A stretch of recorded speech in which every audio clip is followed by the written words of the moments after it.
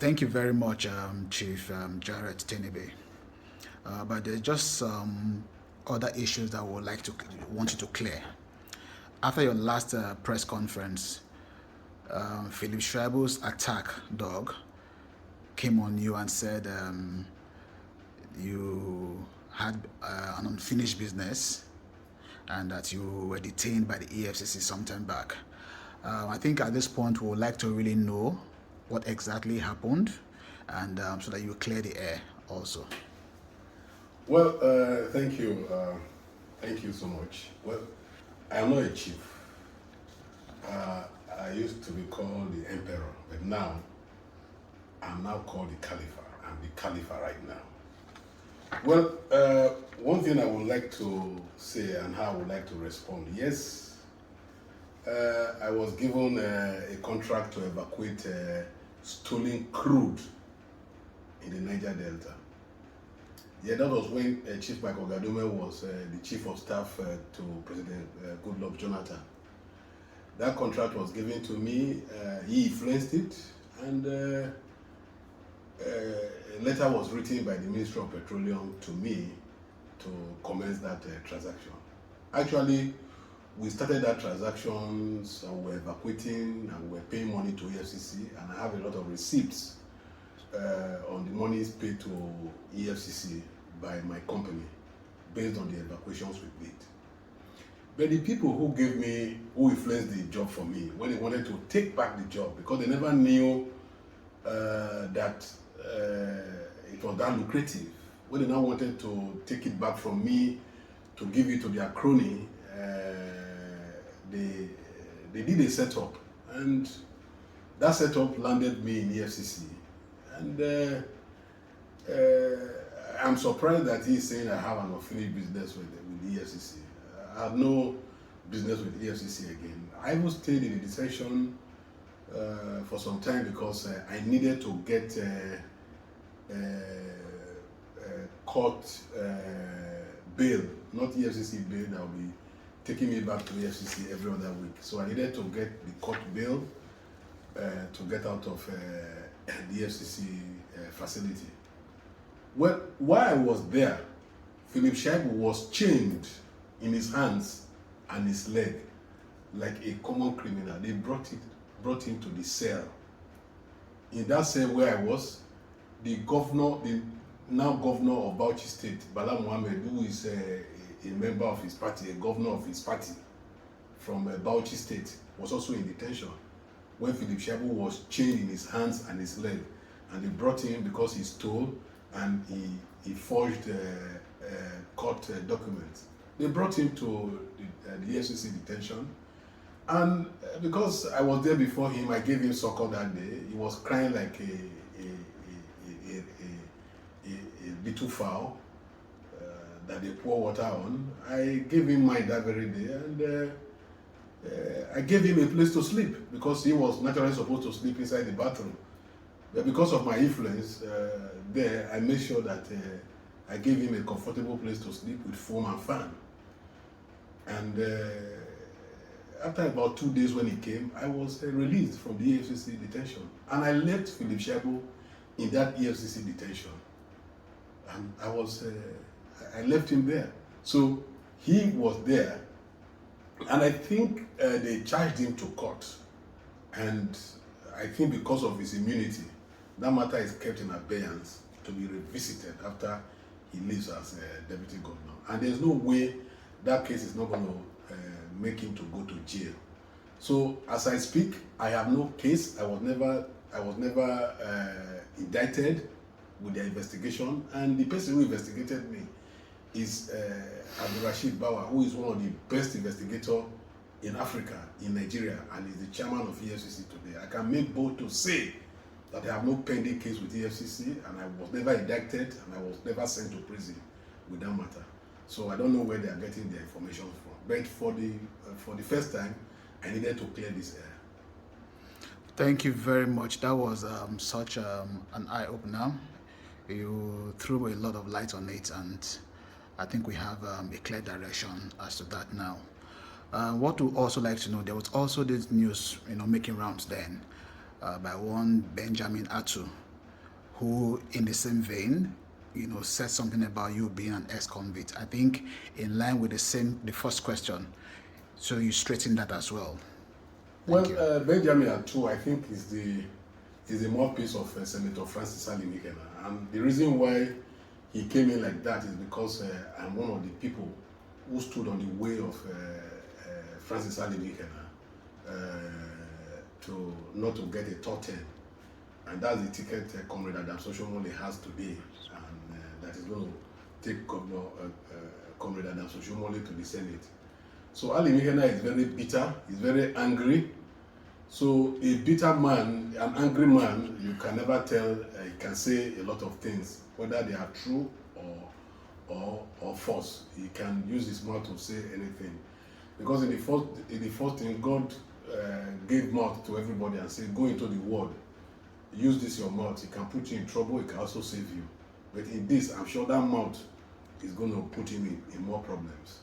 There are certain things I would want to say, because if I try to go into that, I might be forced to say certain things that I know about certain people, about a certain senator's wife who was a drug trafficker during the military regime, and they were able to make a lot of money from there, and today they are going up and down, saying they want to go to the Senate, they are senators, they are this, they are that, and again, Ali Mikena is angry because I personally took him to court right now because I am challenging him and I am asking the court to declare his seat vacant, which will be done definitely because of the matter is before the court, and to declare his seat vacant. And very soon, I'm going to mobilize to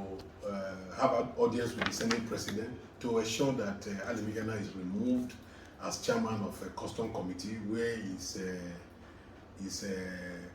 doing a lot of damages to, where it is alleged that he's doing a lot of damages to the country right now, and he has to be removed from that position as chairman of Senate Committee on Customs. And to put the record straight, that Benjamin Atu, that Ali Mikena Benjamin Atu saying that I'm an ex-convict is libelous, and I'm likely going to,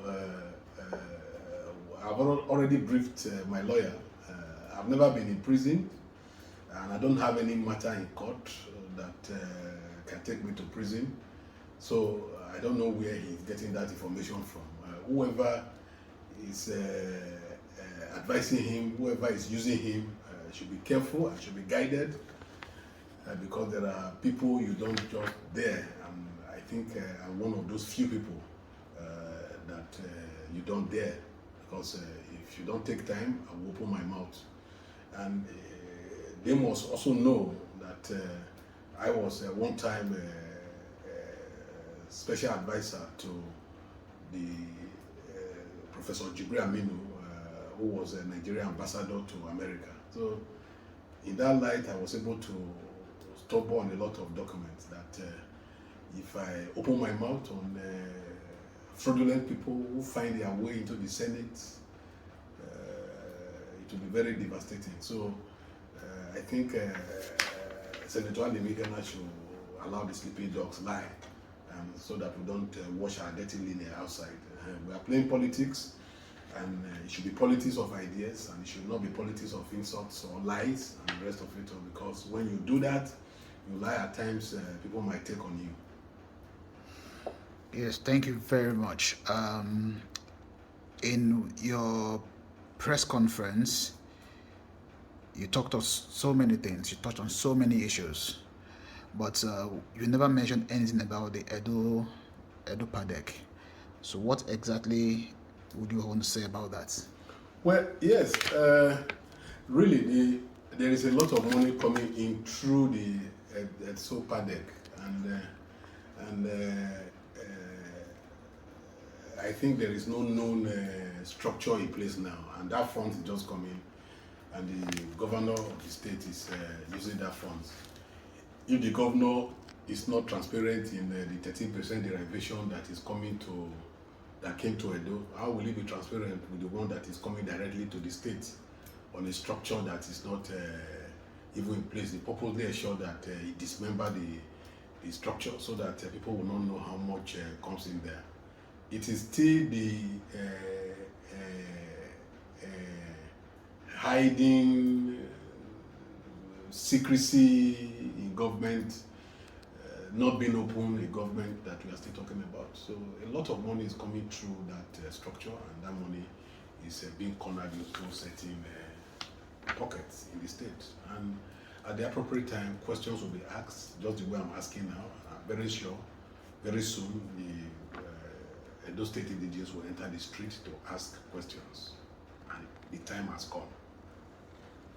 Well, in line with a lot of questions you're talking about, which they will be asked, why do you think Governor Obaseki has not conducted local government elections? Well, this takes us to a very interesting episode, and I think I mentioned it in my press conference now. And thank you for bringing up that question. The reason why he's refusing to do local government election, you can't remove the fact that because of the allocation that is coming to local government, because they are, the money comes, they corner it in their private pockets, and they just send stipends to the head of service. And because they know the head of service, the HOS are civil servants and they cannot talk, so they just decide to leave it like that. They won't have properly elected local government with a legislature that will question what the chairman is doing.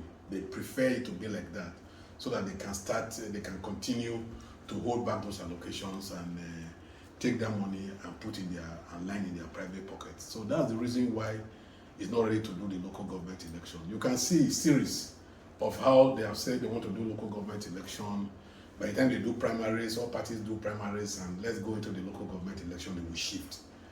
They have done it like 3 times now. They've shifted to next year now. But I still know that they're not going to do the local government council election next year because the only avenue where they are seeing a lot of money to stay. Just imagine when every local government is returning back 40 million. They are getting 40 million each from the 18 local governments in Edo State. Then you understand how much money that is being alleged to have been collected from 2016 to present day. So why do you think you want to have local government election? So you wouldn't want to have local government election so that there will not be proper accountability at that local government level. That's the reason. Very good. Well said. Thank you very much for throwing more light on this. We thank you for your time. Thank you very much. Thank you, Austin.